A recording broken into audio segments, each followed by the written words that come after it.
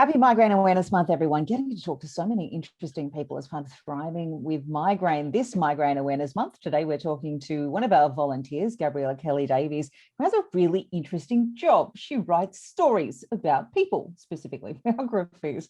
Gabriella, thanks for joining us. Oh, my pleasure. So tell us a little bit about yourself and your work.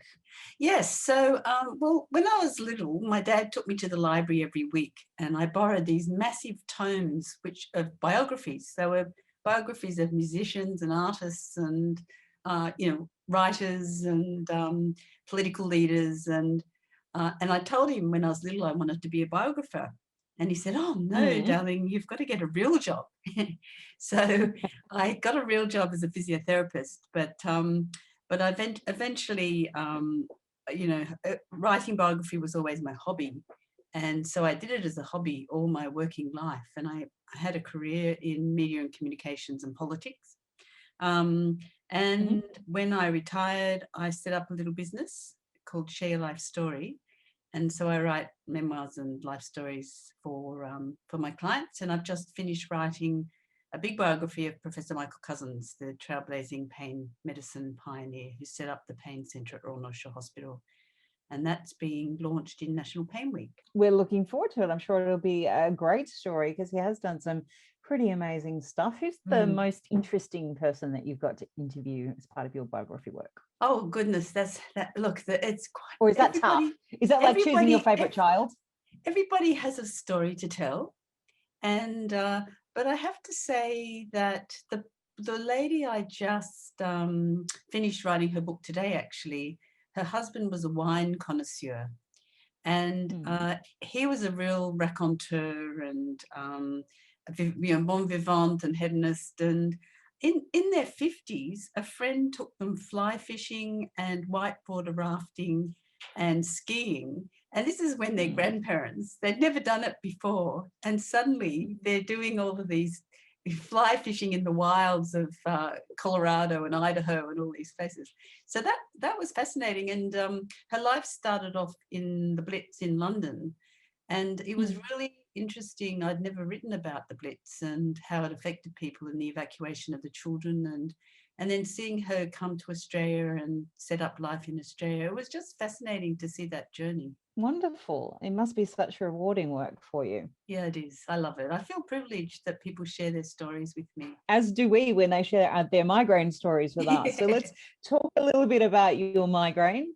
Yes. When did it start and what kind of symptoms do you get? Well, what happened on my 24th birthday, actually, was I was cycling in Townsville and some thugs pushed me off my bike, and so I landed on my head and rolled down the road for quite a while and knocked out. And so I had the most excruciating neck pain for quite a while, but it got better. And as a physio, my physio friends treated me and I did get better. But about a decade later, I started getting migraines when I read in aeroplanes. And then those migraines became daily in the early 1990s. And at that stage, no one diagnosed migraine. And so I was just going to the GP and getting Digesic, which is now banned. I loved that drug. Oh, that is like my favorite drug. Sorry, random sidebar. Continue on. Digesic is a painkiller that's no longer allowed for people who are wondering what on earth we're talking about. Yeah. Please continue. Yes. Anyway, so I was just lived on Digesic, but I was really nauseous, and no one ever gave me anything for nausea. And I was on the medical. I then got on the medical merry-go-round. I was in Canberra, and the GP down in Canberra when I was working in Parliament House just gave me Digesic. When I came back to Sydney, I got on the merry-go-round and went to so many different people, and I ended up at a neurologist who put me on Neurontin, and that just made me spaced out. Sorry. And anyway, it wasn't till 2003 that a neurologist said, "Oh, I think you've got migraine. Why don't we try Zomig?"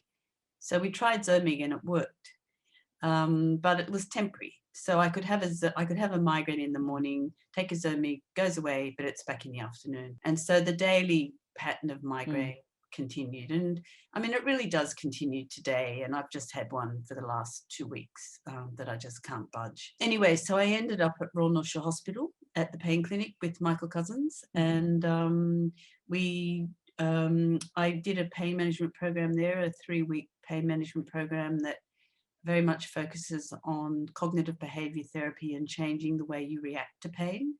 And, you know, they're very honest and say with chronic pain, we can't cure the chronic pain because it's a malfunction in the central nervous system and how it processes pain signals, but we can help you live a better life with pain. So I did that. And I also had electrodes put into the back of my neck, so a neurostimulator. And that's sending a current up the greater occipital nerve. But I'm still on a cocktail of preventative medications, and now I'm taking cannabis oil. And but when I have a busy time, like at the moment, getting Michael Cousins' book to the printers, we've been, my husband and I have both been backwards and forwards with the publisher, checking drafts or checking the manuscript and then checking proofs. And so it's just been a bit too much. And I've been disobeying all the rules around pacing and relaxation and yoga and all those sorts of things because I just had to get it done. So sorry, I forgot your question.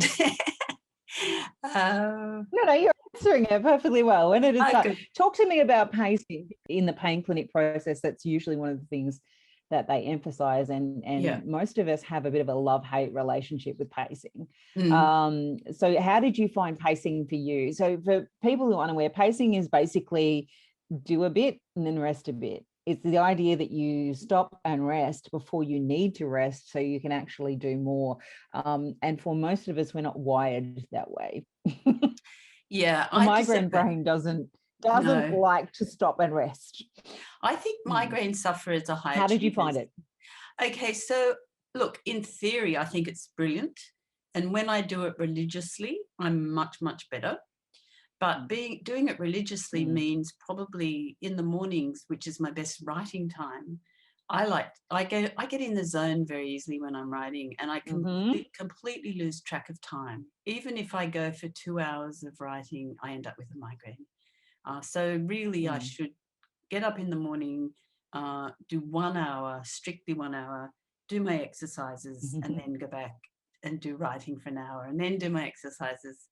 But that doesn't suit my writing style, which is to very much get in the zone and just keep going until I am my brain's saturated. Anyway, so I break my own rule. But I am going to start tomorrow pacing because I'm not so busy because I finished a book today. I was having this conversation with Sarah just earlier today, which is why I thought I'd get your views on it, because we're kind of like, yes, I'll just do 1 hour and then I'll stop and then I'll have a break. But I'll just do this one thing and then I'll just do this one more thing. Exactly. And then I'll have a break. I'll have a break for a whole hour. Yeah. Until somebody messages me and then I'll just do that thing. We're not good at actually following these strict rules. We know that it works. Yeah. Just not fond of it. It does seem to be, as you said, people with migraine, we've got faster brains, right? And those brains are hungry. They like to do things. They don't like to stop and rest. No. Anyway. No. Anyway, but, if I pace carefully, and I will, now that I've finished 2 big books, I will slow down. I'm planning to try to slow down. That's the plan. Alrighty. So have you tried the new CGRPs, or you? I have. Still working on other things. I started on Aimovig when it first came out under their special scheme, and the free trials. For the first 3 months, I was much better, and but then I just went downhill again after the first few months. So then we tried Emgality, and I don't think it worked at all. The thing that's worked the most effectively was my neurologist put me on a high dose of steroid for a week, prednisone, and that just totally wiped out my migraines. But you can't take very much prednisone because it wrecks your bones and your immune system. I know just on those injectables that there is one new one that I know that I saw something from Migraine Australia last week about it, but I haven't tried it. We have one person in our group who's tried it, Jenna, who was on the clinical trial, and If we all have responses like her, then, you know, life will be amazing. She had one infusion and didn't have a migraine attack for 8 months. So that's pretty promising. Yeah. I'll have to get on to my yeah. neurologist. So that is Biographer. We will have more information about that later in the year. We can look forward to that one. All right. What would be your number one tip for someone who's looking to thrive with migraine? Pace. Very well said. Thank you very much, Gabriella. My pleasure, RK, and you're doing a great job. Thank you so much for supporting the migraine community so wonderfully. Thank you, and happy Migraine Awareness Month. Thank you.